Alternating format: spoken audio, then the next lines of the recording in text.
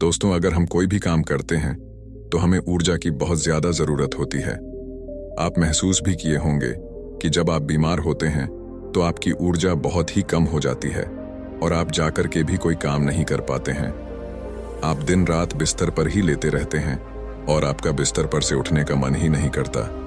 और अगर आपकी ऊर्जा कम है तो आप पढ़ाई भी करेंगे तो आपको बहुत ही जल्दी नींद भी आ जाएगी। आपका पढ़ने लिखने का मन बिल्कुल भी नहीं करेगा और किसी भी कार्य में भी आपका मन नहीं लगेगा।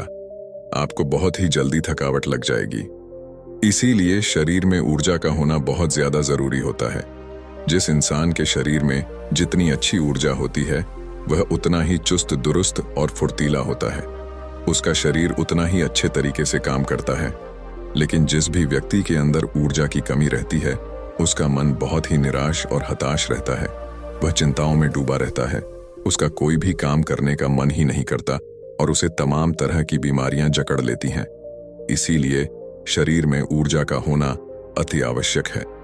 दोस्तों, आज के इस वीडियो में हम ऊर्जा बढ़ाने के तरीकों के बारे में आपको बताऊंगा, जिसे जान और समझ लेने के बाद आप खुद अपने अंदर की ऊर्जा को बढ़ा सकेंगे और खुद आप तरोताजा महसूस करेंगे। आपके शरीर के अंदर फुर्ती आ जाएगी।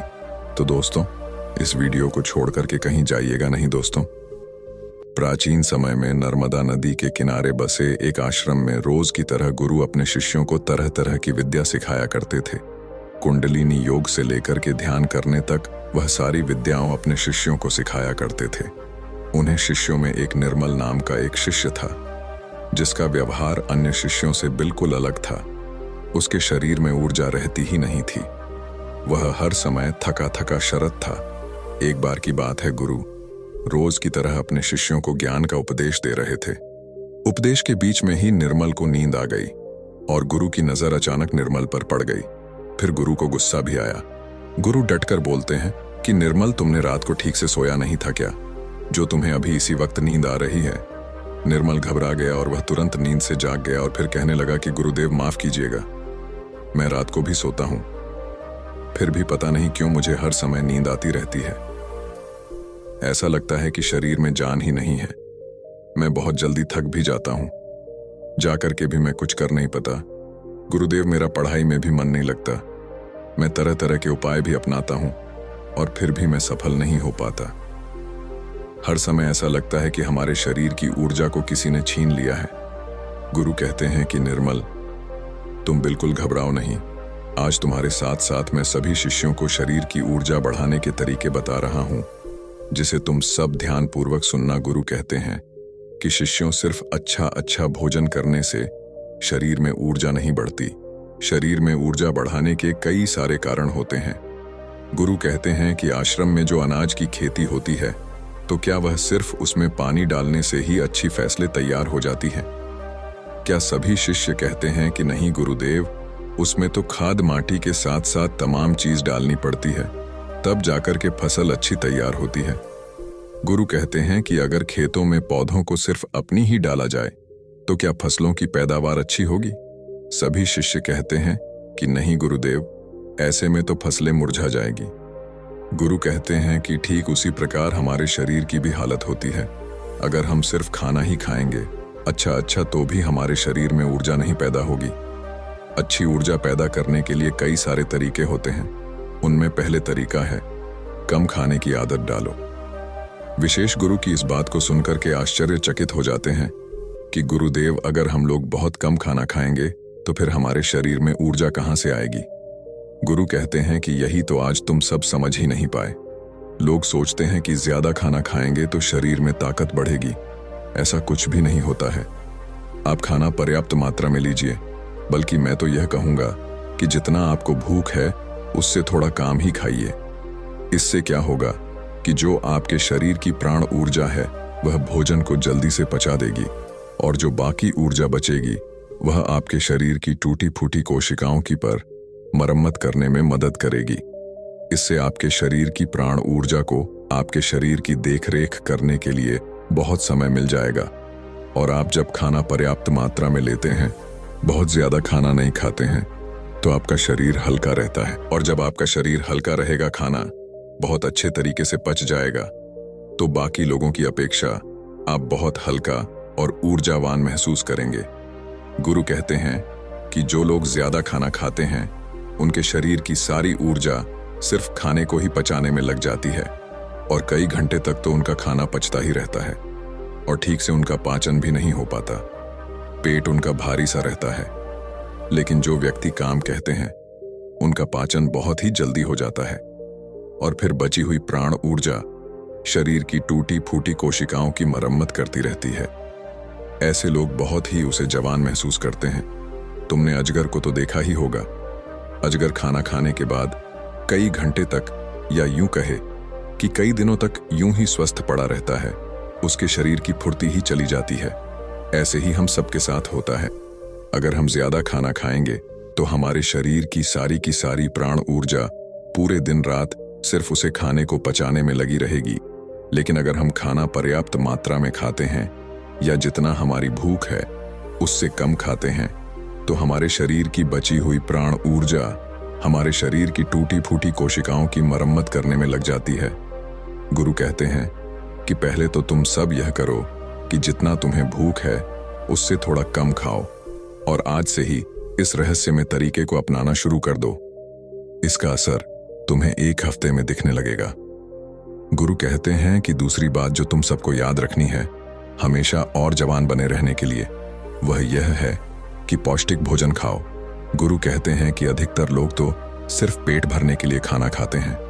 उन्हें लगता है कि उनका पेट बस भर जाए तो सब ठीक हो जाएगा। तो ऐसा बिल्कुल भी नहीं होता है।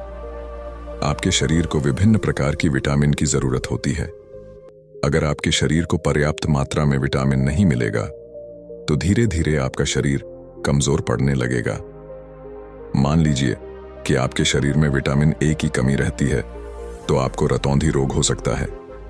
अगर आप अपने खाने में कैल्शियम की मात्रा नहीं लेते हैं तो इससे आपकी हड्डियां कमजोर हो जाएंगी और उनमें दर्द भी हो सकता है। हड्डियों को मजबूत करने के लिए सबसे अच्छा तरीका है कि आप दूध का सेवन करें और आप थोड़ा समय धूप में जरूर बिताएं। इससे क्या होगा कि विटामिन डी धूप में त्वचा के नीचे पर्याप्त मात्रा में बन जाएगी। सूर्य के प्रकाश में ही विटामिन डी का निर्माण होता है और उसका निर्माण आपकी त्वचा के नीचे होता है, जो आपके शरीर की हड्डियों को मजबूत बनाने में अति आवश्यक होता है। इससे आपकी त्वचा की चमक भी बढ़ती है और आप तंदुरुस्त भी रहेंगे। गुरु कहते हैं कि खाने में अच्छा और पौष्टिक भोजन लो और जितना ज्यादा हो सके प्राकृतिक भोजन खाओ, उससे तो तुम्हारा मन शांत रहेगा। गुरु कहते हैं कि बेटा, हमेशा ऊर्जावान बने रहने का तीसरा तरीका है व्यायाम करने की और ध्यान करने की आदत डालो। शिष्य कहने लगे, गुरुदेव, यह तो हम प्रतिदिन करते हैं, इसमें कौन सी बड़ी बात है, यह तो सभी करते हैं। तभी फिर गुरु करते हैं कि हाँ, बात तुम्हारी सही है, लेकिन अगर व्यायाम को और ध्यान को एक निश्चित समय पर ना किया जाए, जब मन में आया तब कर लिया, तो ऐसे करने से कोई मतलब नहीं होता है, बल्कि उसका शरीर पर बुरा असर तुम्हें देखने को मिलेगा। इसीलिए सबसे ज्यादा जरूरी यह है कि व्यायाम और ध्यान को एक निश्चित समय में करो। गुरु कहते हैं कि प्रातः के समय व्यायाम शुरू करो। फिर होगा क्या कि तुम्हारे शरीर की ऊर्जा बढ़ने लगेगी और तुम्हारे शरीर में फुर्ती भी आने लगेगी, क्योंकि व्यायाम करने से शरीर के सभी अंग अंग मजबूत होते हैं और उनके कार्य करने की क्षमता भी बढ़ती है। तो इससे तुम दिन में काफी समय तक ऊर्जा से भरे रहोगे, ऊर्जावान महसूस करोगे। जब धीरे धीरे ऊर्जा घटने लगेगी तो फिर अगला दिन आ जाएगा, तो तुम अगले दिन ठीक उसी समय पर व्यायाम करना। तुम्हारा शरीर ऊर्जा से भरा रहेगा। लेकिन सबसे ज्यादा जरूरी यह है कि व्यायाम और ध्यान को एक निश्चित समय पर करना, तभी इसका प्रभाव तुम्हें देखने को मिलेगा। और प्रतिदिन तुम सुबह और रात को जब सोने जाओ तो ध्यान में लीन हो। जो ध्यान की ताकत बहुत ही ज्यादा बड़ी होती है। ध्यान से तुम खुद के मन और मस्तिष्क को काबू में कर सकते हो। ध्यान से तुम्हारे शरीर की भीम अच्छे तरीके से चलेगी। ध्यान में बहुत ताकत होती है। तुम सुबह और ध्यान की गहराइयों में जरूर जाना। गुरु कहते हैं कि बेटा, चौथा उपाय है अपने शरीर की ऊर्जा बढ़ाने का। वह यह है कि तुम्हें चिंता को अपने वश में करना होगा। गुरु कहते हैं कि बेटा, अभी तुम सब बच्चे हो, अभी तुम सबको उतनी फिक्र नहीं है, लेकिन जब तुम धीरे धीरे बड़े होने लगोगे तो तुम्हारे पर भी जिम्मेदारियां का बोझ आएगा। तो तुम्हारे ऊपर तमाम काम का बोझ रहेगा। मैं ये नहीं कह रहा हूं कि तुम चिंता से हमेशा के लिए मुक्त हो सकते हो, लेकिन हां, अगर तुम समझकर चलो कि चिंता को कैसे रोका जाए, उसे कैसे अपने से दूर रखना है, उसे खुद पर हावी नहीं होने देना है, तो तुम बहुत ही समझदार व्यक्ति कहलाओगे। क्योंकि चिंता ही एक ऐसी बीमारी है जो तुम्हारे शरीर को हर वक्त जलाती रहती है। जो व्यक्ति जितना गहराई से और जितना अंदर से चिंता करता है, वह बहुत ही ज्यादा परेशान रहता है। उसके शरीर की ऊर्जा को चिंता खुद छीन लेती है, और जिसके जीवन में चिंता ज्यादा है वह मानसिक रूप से भी बीमार रहता है। इसीलिए तुम सबको चिंता पर काबू पाना होगा। चिंता करने से ना तो हमारा भविष्य बदलता है और ना ही हम हमारा भूतकाल। चिंता सिर्फ और सिर्फ हमारे शरीर को हमसे छीन ले जाती है, हमारे सुख चैन को हमसे छीन ले जाती है। इसीलिए जिस चीज को लेकर तुम्हें चिंता हो रही है, एक बार गौर से ध्यान से बैठकर कि उसे देखने की कोशिश करो कि क्या वाकई में वह बात चिंता करने लायक है कि या नहीं। तब तुम पाओगे कि तुम 70 से 80% पर तो चिंता बेफिजूल की बातों को लेकर के सो रहे हो, जिनका कि वास्तव में कोई मतलब नहीं है। जिस भी बात को तुम जितना ज्यादा पकड़ कर रखोगे, वह बात तुम्हें बहुत ही ज्यादा सताएगी। इसीलिए जो हो रहा है उसे होने दो, क्योंकि अगर तुम्हारा शरीर स्वस्थ रहेगा, तुम ऊर्जावान बने रहोगे, तो तुम चिंता से भी निपट लोगे। इसीलिए बेटा, अगर तुम्हें ऊर्जावान बने रहना है तो चिंता को अपने काबू में करना होगा। और इसीलिए आप प्रतिदिन ध्यान और व्यायाम की प्रक्रिया जरूर शुरू करो। गुरु कहते हैं कि हमेशा ऊर्जावान बने रहने का 5वां नियम है, समय की गति के अनुसार चलो। शिष्य कहते हैं कि गुरुदेव, यह बात कुछ ज्यादा समझ में नहीं आ रही है कि समय की गति के अनुसार क्या होता है। गुरु कहते हैं कि जब सुबह होती है तो शहर चहचहाना लगती है, पौधों के फूल खिल जाते हैं, पत्तियां हरी भरी हो जाती है, वह भी सूर्य के प्रकाश में अपने भोजन का निर्माण करने लगती है, कलियां भी खिलने लगते हैं और चारों तरफ पेड़ पौधे ऊर्जा से भर जाते हैं। इसी प्रकार तुम्हारा शरीर भी होता है। अगर सूर्य निकलने से पहले तुम नहीं उठाते हो बिस्तर से, तो तुम्हारे शरीर की ऊर्जा कम होने लगती है। प्रकृति के साथ खुद को तालमेल बनाकर चलो। जब सूर्य उगता है उससे पहले तुम सब अपने बिस्तर से उठ जाओ, और जब सूर्य अस्त होने लगता है तो उसे समय भी तुम सब सोने चले जाओ। अगर तुम सब सही काम को सही समय पर करते हो तो तुम्हारा शरीर हमेशा उसे जवान बना रहेगा। जो व्यक्ति आलसी होता है, सूर्य निकलने के बाद उठना है और रात भर जागता रहता है, दिन में सोता रहता है, तो उसके शरीर की ऊर्जा कम होने लगती है। क्योंकि अगर तुम प्रकृति के साथ खुद को तालमेल बैठक नहीं चलोगे तो तुम्हारे शरीर की ऊर्जा कम होने लगेगी। इसीलिए अपने सभी कार्यों को समय के अनुसार करो। जब तुम समय के अनुसार कार्य को करोगे तो तुम्हारा शरीर भी स्वस्थ रहेगा और तुम्हें कार्य करने की चिंता भी नहीं रहेगी, क्योंकि तुमने अपने कार्य को सही समय पर कर लिया। कुछ लोगों को नींद रात में इसीलिए नहीं आती क्योंकि एक तो चिंता उन्हें बहुत सताती रहती है, और दूसरी बात यह है कि वह समय के अनुसार चलते भी नहीं हैं। इसलिए अगर तुम्हें लंबी जिंदगी जीना है तो अपने कार्यों को समय के अनुसार करो। गुरु कहते हैं कि हमेशा उसे जवान बने रहने का 6वां नियम है, खुद पर ध्यान दो। गुरु कहते हैं कि यह बहुत ही शक्तिशाली नियम है। खुद पर ध्यान देने का मतलब ये है कि तुम सब खुद से खुद को प्यार करो, खुद के लिए अच्छा सोचो। कई बार होता है कि कुछ लोग दूसरों की जिंदगी में बहुत ही ज्यादा निराश रहते हैं। अगर कोई दूसरा विकास कर रहा है तो उसे बहुत ही ज्यादा परेशानी रहती है, उसे उनके अंदर जलन की भावना उत्पन्न होने लगती है। और जो व्यक्ति दूसरों के विकास से दुखी रहता है तो उसके अंदर जलन की भावना पैदा हो जाती है, तो धीरे धीरे उसका शरीर ऊर्जा से क्षीण होने लगता है। इसीलिए दूसरों पर ध्यान देने की बजाय खुद पर ध्यान दो, खुद को बेहतर बनाने में लग जाओ। जब तुम पूरी ऊर्जा के साथ खुद को बेहतर बनाने में लगोगे तो तुम्हारे कार्य जरूर सफल होंगे। वह व्यक्ति अपने जीवन में कभी भी सफल नहीं हो पाता जो हर समय दूसरों के बारे में सोचता रहता है, दूसरों की बुराई के बारे में सोचता रहता है, दूसरों से जलन की भावना रखता है। उसे व्यक्ति की ऊर्जा कभी भी अच्छी नहीं रहती। लेकिन वहीं पर जो व्यक्ति अपने बारे में अच्छा सोचता है, वह दूसरों के भी बारे में अच्छा ही सोचता है, तो उसकी ऊर्जा हमेशा बनी रहती है। इसीलिए अपनी ऊर्जा को अगर बढ़ाना है तो खुद के बारे में अच्छा सोचो और खुद से बहुत प्यार करो।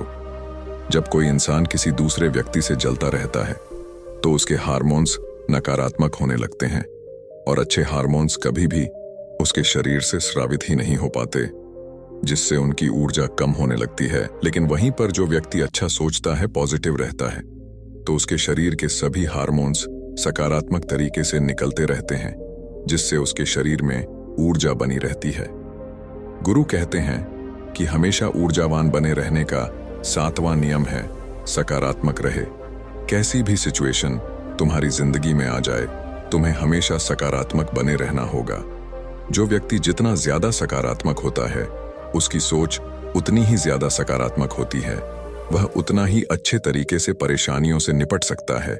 लेकिन जिसके दिमाग में हमेशा नकारात्मक बातें ही भरी रहती हैं, वह नकारात्मक बातें ही सोचता रहता है, तो उसकी ऊर्जा लगातार नीचे की तरफ बहती रहती है, जिससे उसके शरीर की ऊर्जा धीरे धीरे क्षीण होने लगती है। लेकिन जिस व्यक्ति के अंदर सकारात्मक भावनाएं पैदा होती हैं, सकारात्मक बातें वह सोचता है, तो उसके अंदर की ऊर्जा ऊपर की तरफ बहती है। और जब ऊर्जा ऊपर की तरफ बहती है तो वह किसी भी कार्य पर, किसी भी तत्व पर बहुत ही अच्छे तरीके से सोच पाता है। और जब वह किसी कार्य को करता है तो उसमें वह सफल जरूर होता है। इसीलिए बेटा हमेशा सकारात्मक बनेगा ना बहुत ज्यादा जरूरी होता है। जरूरी नहीं कि हर पल आप सकारात्मक ही रहें, लेकिन अगर आपकी सोच सकारात्मक है तो आप तमाम तरह की मुश्किलों से पार हो सकते हैं, मुश्किलों को अपनी जिंदगी से हरा सकते हैं। इसीलिए सकारात्मक सोच के साथ आगे बढ़ने का प्रयास जरूर करो। गुरु कहते हैं कि बेटा, यह 7 नियम अगर तुम सब अपना लेते हो तो तुम्हारे शरीर की ऊर्जा कभी भी काम नहीं होगी। हमेशा तुम उसे जवान बने रहोगे और निर्मल। तुम तो मेरी यह 7 बातें आज से ही अपनाना शुरू करो, और अभी से, ताकि तुम्हारे शरीर की ऊर्जा ऊपर की तरफ बहन और तुम सकारात्मक सोच सको। जब तुम्हारे शरीर की ऊर्जा ऊपर की तरफ बहेगी तो तुम्हें नींद भी समय पर आएगी। हर पल तुम्हें नींद नहीं आएगी और तुम्हारा शरीर ऊर्जा से भरा रहेगा। गुरु यह 7 नियम बात करके शांत हो जाते हैं। तभी सभी शिष्य खड़े होते हैं और गुरु को प्रणाम करते हैं और उनका धन्यवाद अदा करते हैं, और सब लोग अपने अपने कार्यों पर वापस लग जाते हैं। तो दोस्तों, उम्मीद करता हूं कि यह कहानी आपको अच्छी लगी होगी। अगर यह कहानी आपको अच्छी लगी तो कमेंट बॉक्स में नमो बुद्धाय जरूर लिखें, और अगर आप मेरे चैनल पर पहली बार आए हैं तो चैनल को सब्सक्राइब जरूर करें, और यह वीडियो अपने दोस्तों के साथ जरूर शेयर करें ताकि उनको भी यह जानकारी हो जाए। तब तक हम मिलते हैं अगले दिन एक और नए वीडियो के साथ। धन्यवाद।